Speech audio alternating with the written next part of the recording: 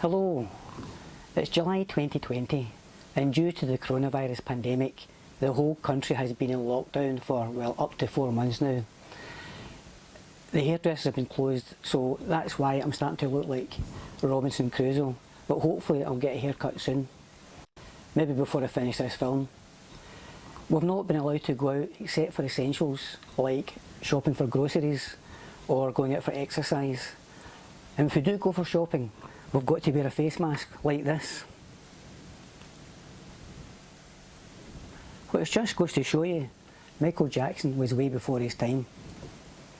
Personally, I feel lucky that my wife and I are able to go walking for exercise. Only a short distance away from us we have hills and moors where we can exercise all we like and not come into contact with lots of other people, which is what's required, social distancing they call it. So to pass the time during the lockdown, I've been researching some of the history of the areas that Margot and I walk in, and it's very interesting to say the least. A couple of websites that I've used to try and help my research are valeofleaving.org and geograph.org.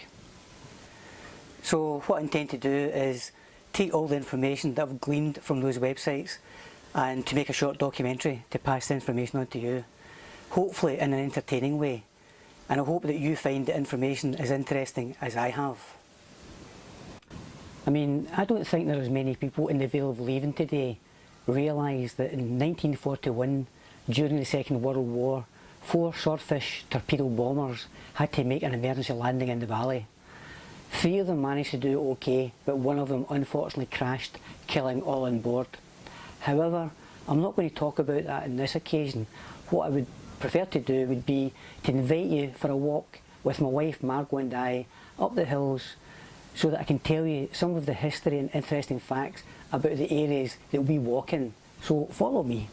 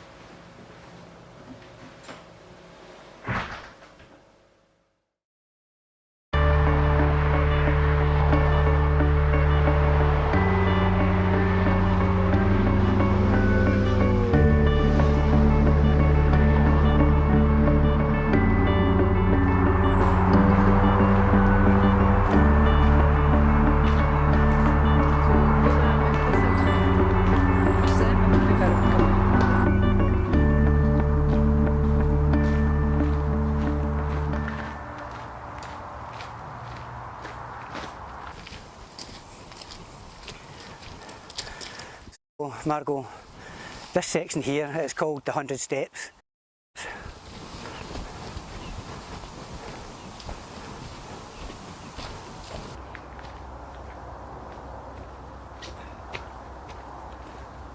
This field is usually full of cows, but they've just recently had calves, so I guess you can call them decaffeinated. The path used to be terraced and edged with cobblestones to create steps, but it fell into dilapidation, and in 2006 the council spent money and did it up, and it's now a flat path. I suppose there must have been near enough 100 steps, which is where it got its nickname from.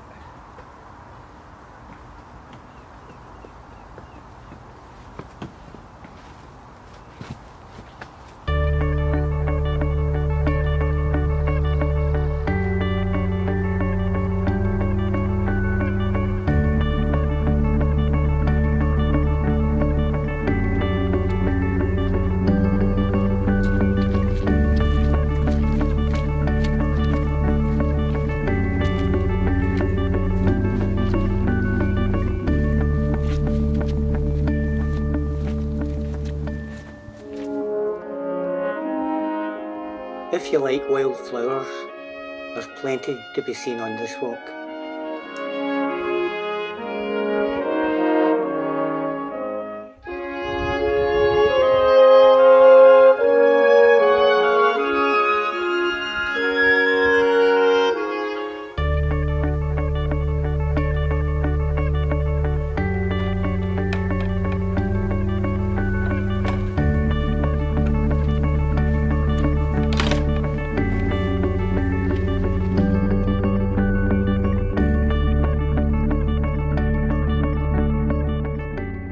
Carman House is no longer there. This is Carman Loch. It started off a long time ago as a very small loch, but the millburn works in the valley needed water, so they dammed it up a bit and made it bigger. But then when Renton started to get more populated due to the factories that were opening up, they needed more water, so it was dammed to create a reservoir. It's now no longer used as a reservoir, and it's now a fisheries, so fishermen can come here and spend leisurely time trying to catch fish.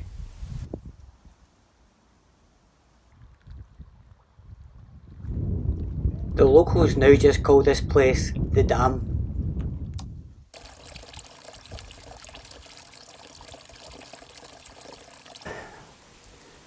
So this well has been here for hundreds of years, and in ancient maps apparently it's called the Halley Well or the Holy Well, and that will be down to the fact that there was a Christian feature quite close to here, which I'll tell you about later. And like I said, it's been here for hundreds of years, and locals have been using it to refresh themselves, have a drink of water when they're walking up the hills. But unfortunately, in the past couple of decades, it's been getting vandalised a lot. As a matter of fact, even one time it was quite literally destroyed. But luckily, a friend of mine, a local guy by the name of John Seymour, has been repairing it every time.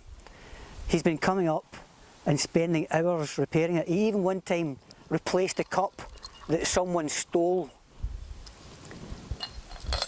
If you're going to come up the hills for a walk and take in the beauties of this area, please try and leave it better than you found it. Don't destroy it. You're getting to see it at its best. Leave it at its best for other people. Don't destroy it, please.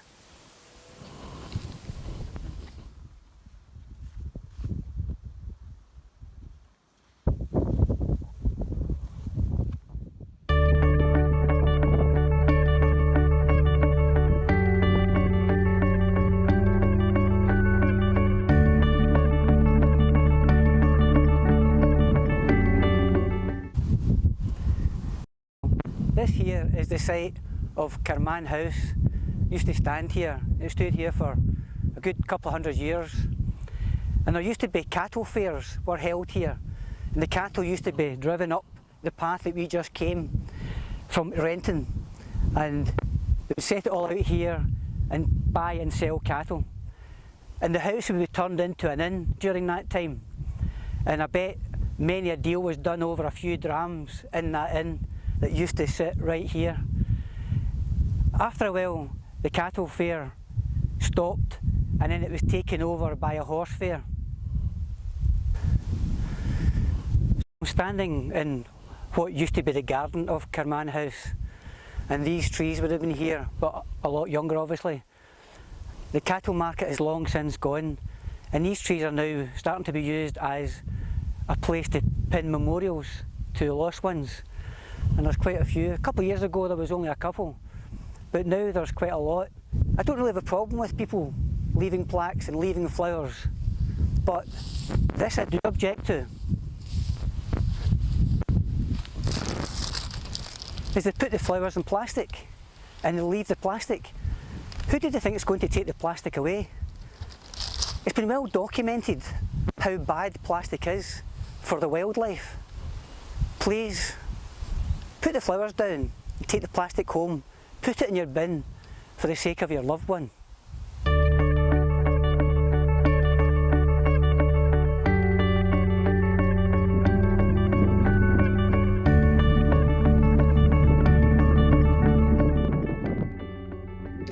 We're going to head up this hill, but before we do, I've got something interesting to show you. This hill that we're standing on just now is all that remains of what was a slightly bigger hill, or a knoll, and it was named the Fairy Knoll, or the Fairy Now, but it was made of sandstone, so ultimately it was quarried to get the sandstone, and this is all that's left of it. In old maps it's called the Fairy Quarry, but in recent maps it's called Carman Quarry. So the fairy story's over, I'm afraid.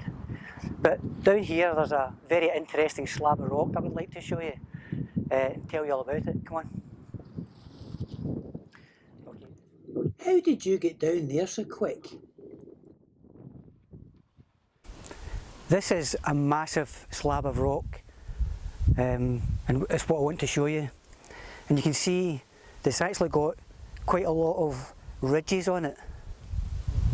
Look at all the shapes on this rock. It's like arteries. It's as if someone has carved them out. It's amazing. And when I saw this, I just wondered how on earth did these shapes form on this rock? So I had to investigate, and you know what? I found out. I'll show you a wee animation to describe how it happened.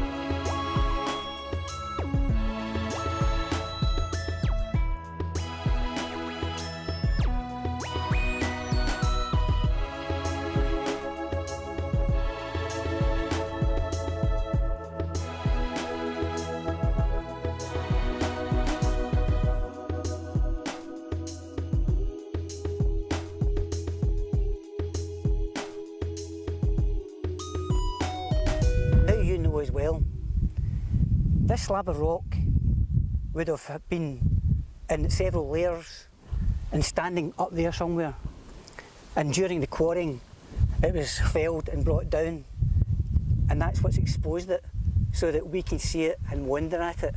It's just amazing, isn't it?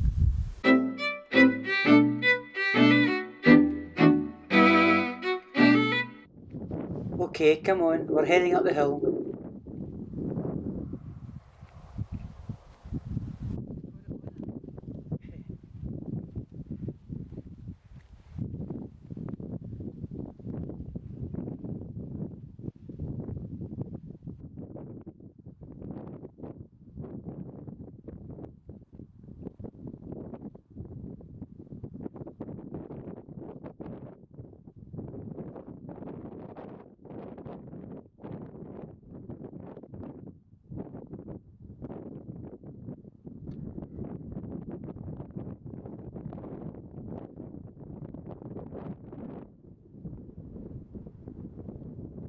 So we're sitting on Carman Hill. It's not called Carman Hill on the map, but this area is Carman, so we know it's Carman Hill. However, the locals in Renton, they call it Mount Mallow. And it's been called Mount Mallow by the locals for years and years and years. But again, that's not written down in any map. I've got no idea where that name came from. And I've actually heard some locals calling it Mount Malloy. So it has gone from Mallow to Malloy. But I guess if something's not actually written down and it's only passed from mouth to ear, if somebody doesn't pick it up correctly, they start calling it something different. And over the years, instead of Mount Mallow, it's called Mount Malloy. And it got me thinking, I wonder if that's what was a similar thing, you know, like Chinese whispers. Could this have been Camelot hundreds of years ago, and through the years it's been gradually changed to Carman? Possibility. What am I talking about? Well, let me tell you. There used to be a hill fort on here going way back to the 5th century. It was only discovered in 1952 with aerial photography. It had an outer wall and an inner wall with a castle in the centre, or a citadel as it was so high up. A bit like this.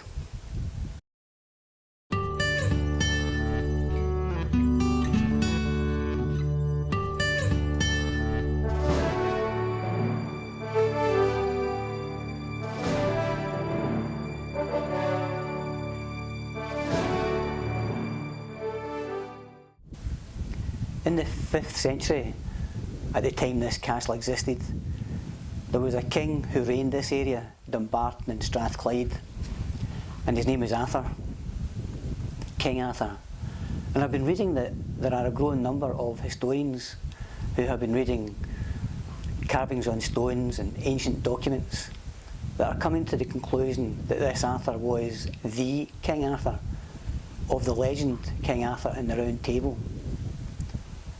And I've read that at least a growing number of historians are accepting that the King Arthur of the legend was in fact a northern warlord and not a southern one, as the legend would have us believe. Also in the legend, King Arthur is a Christian king, and historians have found lots of evidence in this area that Christianity existed around the time of this castle. The thing is, the castle or citadel that sat here would not just have been a stronghold for power, it would also have been used for religious purposes as well, because at that time a king and a high priest were pretty much one of the same.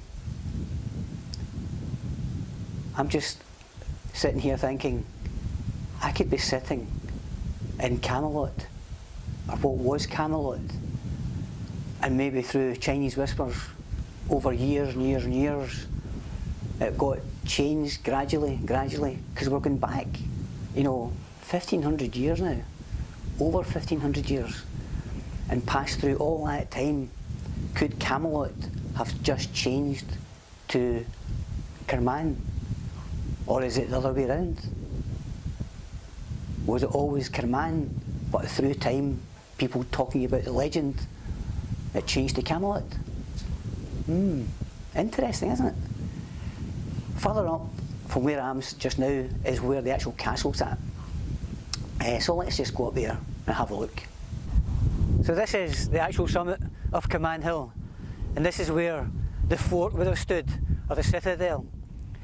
Can you imagine in the 5th century, fort standing on top of this hill, owned by a king, King Arthur?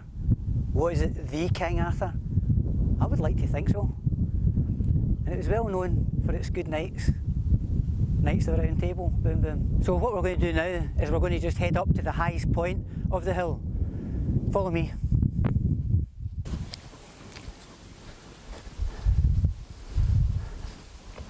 So this big concrete block here, this is a trig point, which stands for trigonometrical point, or an angulation point. And what it's used for is, on here there's a fitting to fit a theodolite, and what they do is, there's one in the hills over there, there's one in Ben Lomond there, so in lots of the hills around about here there's these trig points. There's even one on Ben Nevis, which of course is the highest mountain in the UK, and they were used to get angulation points. It was used by Ordnance Survey to make maps more accurate, so they would get the angles and the height between one hill and another hill to draw their maps.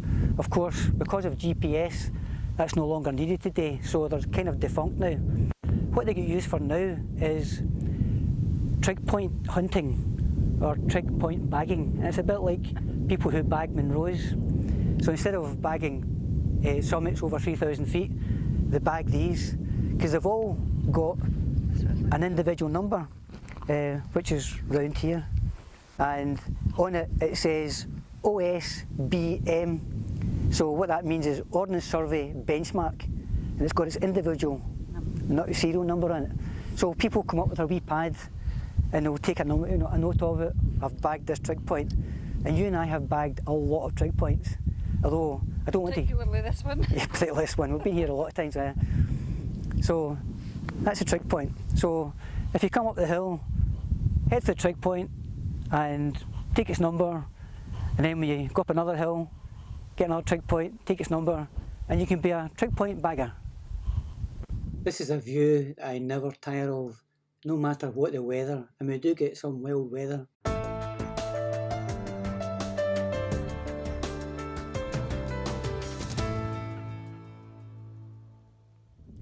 So I've been coming up those hills for about 40 years now, and the first time I came across this, you see it slopes down steeply on both sides. I thought, pretty unusual landmark, and over here there's a big deep depression, and I thought, this must be some kind of wall, some kind of defence, maybe from an Iron Age fort or something. If you imagine, you dig a fort you've got a big high wall and you put big stakes, pointed stakes, all the way around.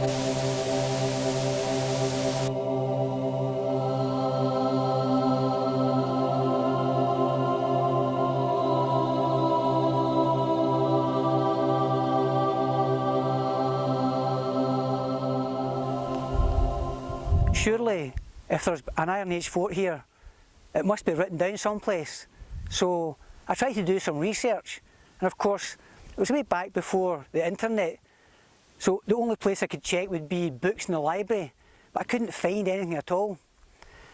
Then I came across this again just a few months ago, and I thought, now I've got the internet, I should be able to find out something about it. So I did some research, and then I found there's nothing, there is no record of there ever been any kind of fort here at all, a lookout post, and I just thought that was really weird. Then I bumped into my good friend John Seymour, the local guy, and I told him about it, and he says, "Oh, that's a bomb crater from the Second World War." And I was like, a bomb crater? Why didn't I think of that? Of course it is. When I started to research bomb craters in this area, I discovered that there are quite a few, as well as this one here, which is massive. There's another one just over the other side of that fence. And I also discovered that just over there, on another hill, there was a starfish decoy bunker. And what that was a big concrete bunker, and on it, it would have had lighting effects and flame effects. And apparently they used the special effects techniques from Hollywood to try and create the image of burning buildings. And the idea would be that German bombers, as they were coming across to bomb Dumbarton, they would see those flames and think it was either flares dropped by the pilots that would go ahead to pinpoint the target, or bombs that had been dropped before them, and they would go and drop their bombs there as well, on the hill, as opposed to in the town. So it was a great idea, but unfortunately, one day the bombers actually overshot Dumbarton, and there's a small town just over here called Cardress, and they started bombing Cardress. Now there's nothing in Cardress worth bombing, so the theory is that they must have made a mistake and bypassed Dumbarton and bombed Cardress, because there's a point there that looks very similar to Dumbarton Castle. It's a big circular area with a hill of trees in the middle, and from the air potentially could have been mistaken for the castle. So the pilots unfortunately bombed there, and it could have been that as they were leaving Cardress, once they're finished bombing and they're heading their way home, they always want to jettison any bombs they've got left, and this could have been that. They could have just dropped their bombs here to empty their planes before they start to head back to Germany again. Fascinating, isn't it?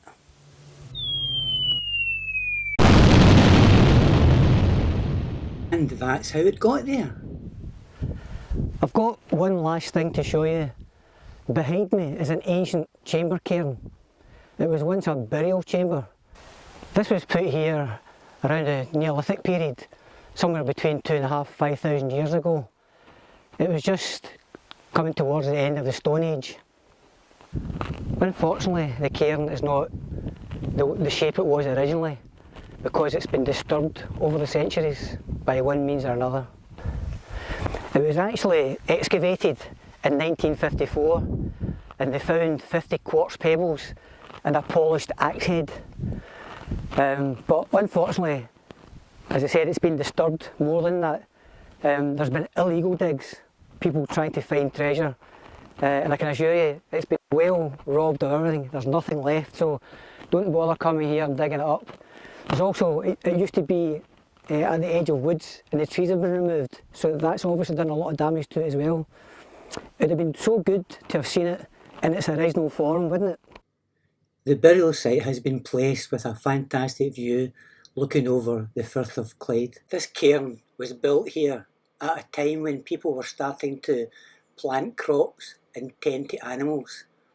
Basically, it was the start of civilization. This standing stone is called a portal stone, and it's supposed to transport you from one portal stone to another portal stone in another location. But apparently it only works if you really believe in it.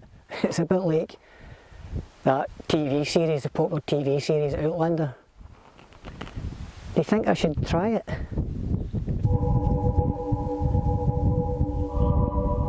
What's that noise?